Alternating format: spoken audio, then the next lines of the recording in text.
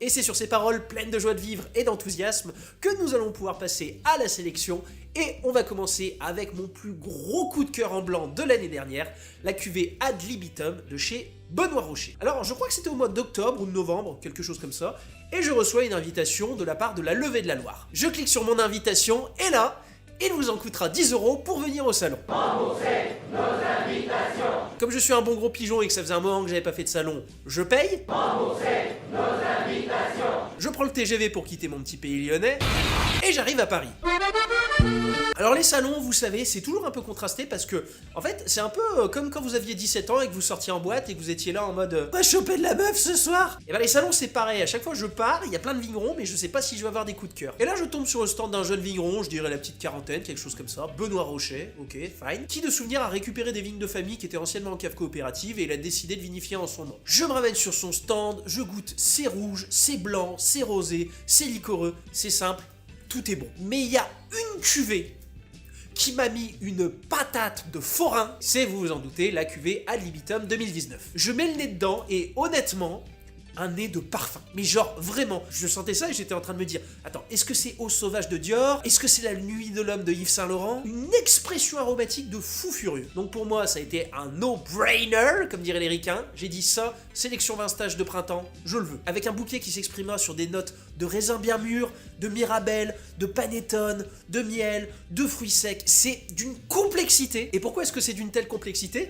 Eh ben, en fait, tout simplement parce que c'est des raisins qui viennent de l'appellation Bonzo, mais qui sont vinifiés en sec. Il faut savoir que Bonzo, en fait, c'est une appellation qui ne fait que des vins liquoreux. Sauf que Bonzo, Quart de Chaume, toutes ces grandes appellations de Loire qui produisent des très grands liquoreux, bah, ça a plus forcément le vent en poupe, puisque aujourd'hui, on est plutôt dans une ère des vins qui sont plus portés sur l'acidité que sur le sucre. Et du coup, je suppute que Benoît a décidé de vinifier en sec pour vendre plus facilement que les liquoreux. Et du coup, ça donne cette aromatique dingue.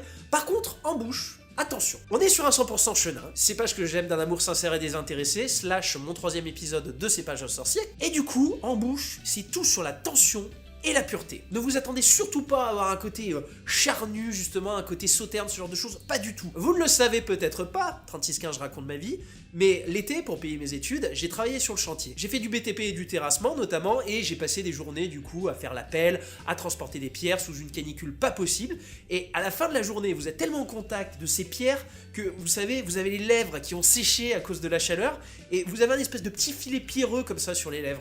Bah, c'est exactement ça que ça m'a fait comme sensation. Bref, pour moi, c'est un vrai putain de vin d'auteur, un truc qui forcément fera des déçus parce que quand vous avez des coups de cœur, vous aimeriez que tout le monde prenne la gifle que vous êtes pris. Je sais pas forcément si ça gagnera à vieillir parce que à l'instant T, moi je trouve ça absolument bluffant. Mais après, je me dis, si vous êtes un brin aventurier, et bah donnez-lui 5 ans en cave, et puis bah n'hésitez pas à me dire ce que ça donne. On part ensuite dans le plus grand vignoble du monde, le Beaujolais, et notamment chez l'ami Raphaël Chopin. Alors mon amour pour les vins de Raphaël Chopin, ça date pas d'aujourd'hui, puisque si vous êtes abonné à mon compte Instagram, /20stagegram, eh bien de souvenir, le 3e post que j'ai fait, c'était justement pour mettre en avant son Morgon cuvée Archambault. Alors Raphaël, c'est un petit vigneron de seulement 7 hectares qui a implanté à Lantigné, dans le Beaujolais, village qui me parle énormément, puisque mes ancêtres sont issus de ces terres, et il a récupéré de sa famille quelques vignes de Morgon. Et il a bien de la chance, le bâtard. On est sur le climat Les Charmes, qui est sur la partie sud-ouest du cru, et c'est un climat qui se définit principalement par ses sols de granit, et qui donnera donc en général des vins plutôt avec une belle concentration. Mais pourtant, sur cette cuvée Archambault, du fait qu'il y a eu un élevage en barrique, eh ben, on est plutôt sur un style, sur la souplesse, sur la fraîcheur, avec une matière charnue, évidemment, on est dans le Beaujolais, mais alors avec un nez, avec une espèce d'aromatique dominée par les fruits à baie noire, avec de la cerise noire, de la vanille bourbon et surtout des petites notes d'amande fraîche. C'est goulayant, c'est fruité, c'est pur, c'est racé. Moi je trouve ça absolument incroyable. Et si aujourd'hui je devais faire un top 10 des vignerons du Beaujolais, et bah clairement Raphaël Chopin, pour moi, il est dedans. Je vous parle aussi très rapidement de son autre cuvée que je propose, la cuvée Caprice 2017 en régnier. Si j'en parle rapidement, c'est parce que j'en avais pris 30 bouteilles et il en reste déjà plus que 6. Par celle qu'il a hérité de son grand-père, il est sur de très vieilles vignes, et en fait s'il l'appelait Caprice, c'est parce que très souvent, c'était un vin qui mettait beaucoup de temps à se faire. Et preuve en est, puisqu'il commence à goûter bien aujourd'hui, alors que c'est quand même un millésimé 2017, on est sur un vin avec plus de structure et de densité, un vrai régnier de terroir. Et si tous les régniers étaient comme ça, et bah putain, je peux vous dire que le cru serait bien plus réputé. Toujours en rouge, on part au domaine du Seigneur. Alors le domaine du Seigneur, je vous en ai déjà parlé, je crois que c'était sur ma chaîne secondaire, puisque l'année dernière, je vous avais présenté sa cuvée Antares 2016, qui a été la meilleure vente de l'année 2021 en rouge. Un Lirac avec des espèces de notes de fruits noirs, de fourrure, de réglisse, de garrigue, enfin à peu près tout ce qu'on peut imaginer d'un vin à dominante Grenache de la vallée du Rhône Sud. J'ai d'ailleurs réussi à récupérer les ultimes bouteilles du millésime 2019, il en a plus au domaine. Mais c'est pas forcément de cette cuvée là dont je voulais vous parler, même si ça reste une cuvée absolument fabuleuse. Évidemment, ça en vente sur la Vintage Boutique. Mais je voulais plutôt vous parler de sa cuvée Astrolabe 2018. Alors les vins de Bernard, je les ai connus grâce à son négociant lyonnais, Sylvain, que je salue d'ailleurs s'il me regarde. Et en fait, dans ce petit négoce, ils sont deux associés. Et Sylvain, lui, il préférait la cuvée Antares, et son collègue Guillaume, lui, il préférait la cuvée Astrolabe. Je me souviendrai toujours de Sylvain qui me dit, bah écoute, je vais quand même te faire goûter Astrolabe, mais sache que les Syrah méridionales, des fois, ça peut être un peu capricieux, je sais pas ce que ça va donner. On ouvre, et alors là, bam, une dominante de truffe noire. De la truffe noire. Et là vous allez me dire, mais Loïc Geoffrey de Vinstache, la truffe noire, oui c'est génial, mais pourquoi t'as l'air d'en faire tout un plat? Bon bah déjà normalement vous le savez, mais si vous cuisinez, la truffe noire, ça coûte une couille. Mais en fait surtout il faut savoir que la truffe noire c'est un peu le marqueur des très grands vins et des très grands terroirs. Pour vous donner un exemple très simple, la truffe noire, on va le retrouver notamment sur les vieux Pomerol et sur les vieux Pauillac, qui sont deux appellations absolument mythiques du Bordelais. Mais le souci c'est que si vous voulez vous acheter un vieux Pauillac ou un vieux Pomerol d'un château qui travaille correctement, et bah ça va être rapidement, je sais pas moi, 120, 150 balles. Or, là, pour seulement 21 €, soit quasiment 6 à 7 fois moins cher, c'est soyeux, il y a des tanins veloutés, et en même temps, il y a cette espèce de petite sucrosité apportée par le grenache. Je trouve ça absolument fou, et certes, c'est pas donné, 21 balles pour une quille. À chaque fois que je mets des vins qui coûtent une couille, je me dis, est-ce que ça vaut son prix? Là, franchement, pour moi, ça vaut carrément son prix. Pareil, c'est un peu comme la cuvée ad libitum, ça me semble tellement bon en ce moment que je suis pas sûr que ça gagnera forcément à vieillir. Vous pouvez le tenter, mais là, ouvrez-le et kiffez. On part ensuite dans le Languedoc, et plus précisément dans l'appellation Corbière, où j'ai une petite doublette de quilles et qui font, mais alors, totalement le boulot. Je vais d'abord commencer par le rouge parce que je vais pas vous mentir, j'adore cette cuvée, c'est la cuvée Les Gourgoules du château Caraguil. Bon déjà le nom, je vais pas vous mentir, Les Gourgoules ça me fait beaucoup rire. Qu'est-ce qu'elles disent les Gourgoules? Et alors je vais pas forcément vous parler du château parce que je les connais pas très bien et que c'est quand même un domaine qui envoie pas mal de quilles à l'année, mais en fait, ce que j'adorais avec cette cuvée, que j'avais découverte dans un bar à vin lyonnais à l'époque, c'est que pour moi, c'est la définition même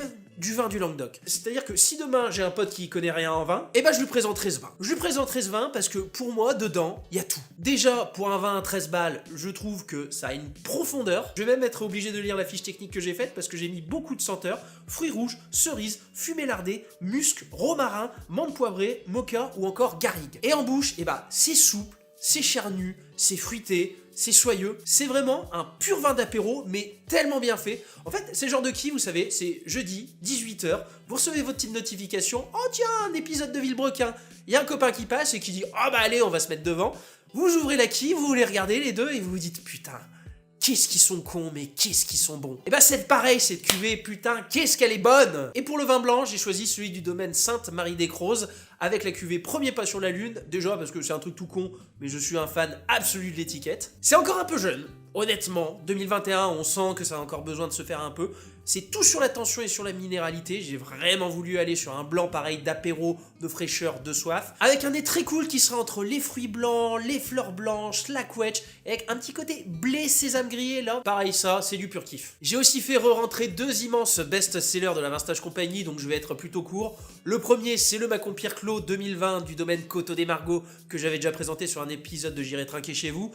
La différence avec le 2018 de l'époque, c'est qu'on est quand même sur beaucoup plus de rondeur et de gras, puisque maintenant il y a des petits élevages en barrique, mais alors putain, ça, 12,50 le Bourgogne blanc, qu'est-ce que c'est bon. Le deuxième, c'est la cuvée Aleph du domaine France de Boule, qui a été le best-seller de la boutique en 2020. C'est un Côte-du-Rhône massif du Chaux, alors je sais que le tarif peut un peu effrayer parce que vous dites ouais, Côte-du-Rhône ça fait un peu cher, ce que je peux comprendre. Mais alors v'là l'acquis, tout est cultivé en bio depuis déjà 3-4 ans si je me souviens bien. Ils sont dans le massif du Chaux, pas très loin des vignes en plus d'un certain Emmanuel Reynaud, petite légende de Châteauneuf-du-Pape à ce qui paraît. Ils cultivent ça comme un espèce de petit jardin avec une veine calcaire qui va apporter beaucoup de tension, de fraîcheur et la fameuse minéralité. Et ça a un nez, c'est des espèces de syrah sanguine avec un côté musc, fumée lardée, olive noire, fruits noirs, mûrs. Honnêtement, de cette nouvelle sélection, c'est peut-être mon vin préféré. Croyez-moi ou pas, mais ça, à l'aveugle, ça enterre un paquet de côtes rôties et un paquet de Saint-Jean. Ne faites pas l'erreur de vous arrêter à l'appellation. Et pour terminer, à l'heure où je vous parle, vient de sortir le nouvel épisode du Podstache, le podcast vin de Vinstache que j'anime avec mon poteau Charles et Emeric. Et pour ce nouvel épisode, Charles a sélectionné 2 vins. En rouge, on part à Saint-Chinian chez Jean-Marie Rimbert où il nous présente la cuvée Masochiste. Cul un mouton, drôle. On est sur un Saint-Chinian avec des notes très herbacées, côté poivre blanc, beaucoup de tension, dominante de Carignane, mais je spoile pas trop, allez écoutez le podcast. Et en blanc, on part à côté de Condrieu, puisqu'en fait, on est chez François de Villars, qui possède des vignes mitoyennes de l'appellation Condrieu, mais qui sont en IGP Colline Rhodanienne, si je me souviens bien, avec un 100% Viognier qui, objectivement, m'a bluffé. Là, pareil, je vous laisse aller écouter. Et en gros, l'idée du positionnement, c'est un petit Condrieu à bien moins cher. Au lieu de le payer 50, 60 balles, vous le payez 3 fois moins. Et quant à moi, je vous dis à bientôt.